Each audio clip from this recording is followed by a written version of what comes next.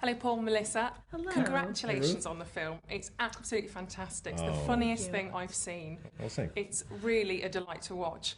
And different. I mean, that was the goal, is to, the problem with a lot of comedies, I think, is they just try to go for big funny, and they forget that there needs to be a very strong, dramatic, story being told. And so we really worked that first, and then found all these really funny women and got to elevate the comedy. But you can tell that each character is a really rounded character. It's not just a question of putting together these ladies and having funny situations. Right. They've all got a real heart and a real character to them, haven't they?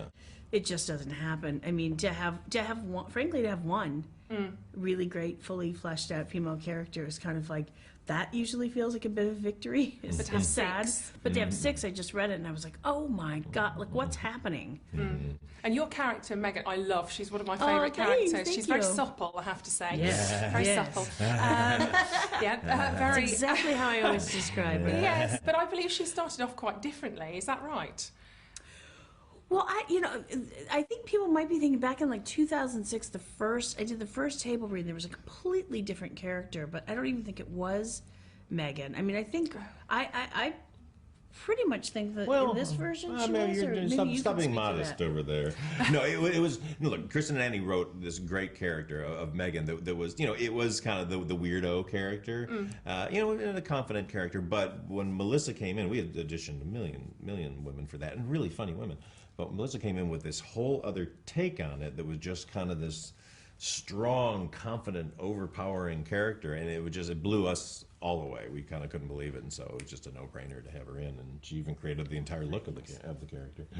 And were you allowed to improvise a lot, or was it all very much sort of script-based? No, it was it was unbelievable. It was the most really encouraging and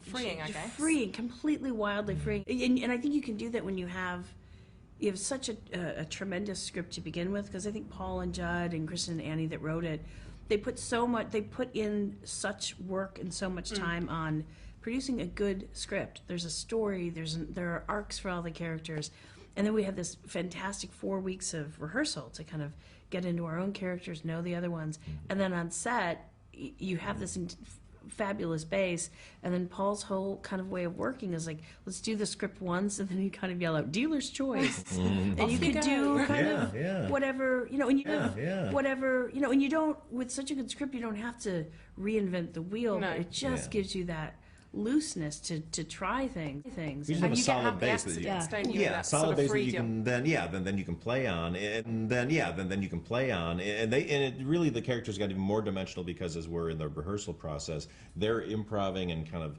doing so much stuff to discover the characters that they're helping us discover. Then we take their words and we kind of readjust the script and just keep this constantly going, so that by the time we hit the set, they're completely three-dimensional and know their characters inside and out. And the whole thing looked like a really grueling, very lots of fun had by all. Oh yeah, exactly. They put them through it from day one. It was absolutely the best work experience I've ever had in my life, and I don't know that I'll ever come close to again. It just is something that's like, it just doesn't happen like that. It was so fun every single day. It was and crazy. If you had to pick one of the girls as maid of honour to your wedding, which one would it be? Oh. It has to be one or of which the one wouldn't it be? Is that an easier question? Oh. If I was a woman and getting married, I want Megan to be mine. Yeah, exactly. No nonsense would happen at that wedding. Absolutely. Just be like a drive-through church in Vegas. I don't know. I might go for Helen. Yeah. It's crazy she was. It was like, for whoever she's drowning with all that attention, it turns out pretty well for them. Absolutely. Oh, well, thank you very much for talking to us today. Thanks. It's been a real pleasure, and best of luck with the film. It's going to be fabulous. Oh, thanks. Thank you. Enjoy your tea. Yeah. 4 o'clock. Tea and biscuits time. I'll get I'm trying to do it correctly. Thank you.